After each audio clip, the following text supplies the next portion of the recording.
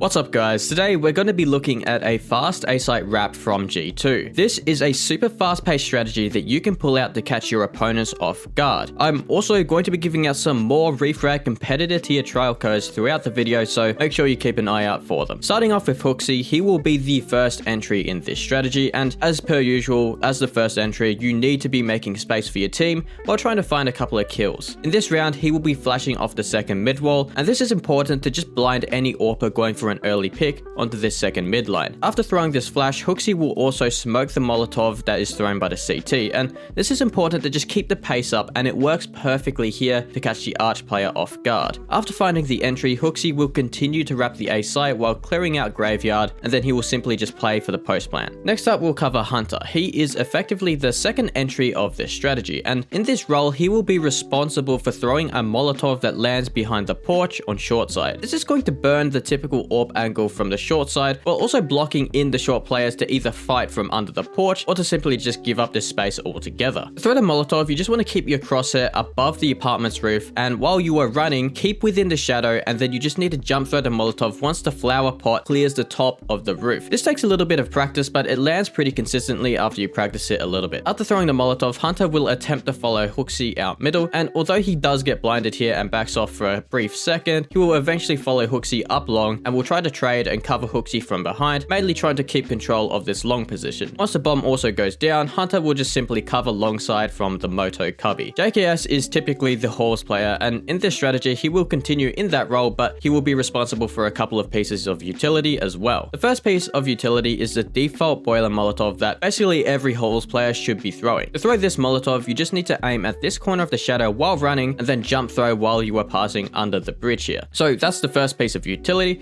However, the second piece of utility is going to be a smoke that lands in the archway at long, and this is obviously very important for an arch wrap. To throw the smoke, you just need to get stuck in this corner in second mid, aim at this point on the wall, and then just jump through the smoke. This is going to block off the rotation from B site and allows your team to effectively wrap the A site without having to worry about being flanked from this position. After throwing this utility, JKS is simply just going to clear out the apartment and holds in the boiler for the post plant. Next up, we have Menezi. He will be responsible for throwing the library smoke while also clearing out the short side with NiKo. For the smoke, you will just simply need to stand in front of this pipe in second mid, and then you will need to aim at this dark spot in the wall, approximately halfway between the top of the stairs and the gutter. This is a jump throw smoke, and Menezi will also quickly throw a Molotov which lands in the boiler. This will clear out the boiler and prevents his team from being flanked from the position. To throw this piece of utility, you just simply stand around this position at the doorway and aim as shown. After throwing this utility, Menezi will follow NiKo up the short side ready to trade and take control of the site. Last but not least, we have NiKo, who is the most crucial utility role in this round. He starts by flashing top middle, and this is primarily to help his team get out, but it will also blind the CT AWPer off of the middle line, so NiKo can get into this position without having to worry about an AWPer being on the line. After flashing top middle, he will also molly off top Nana. This is pretty standard stuff just to prevent the B players from rotating too early back to the A site. NiKo will then line up a smoke which blocks off the big pit and mini pit view towards Moto. This is a very crucial smoke in helping his teammates progress from the long side to the side. To throw the smoke, you just need to get stuck in this corner of sewers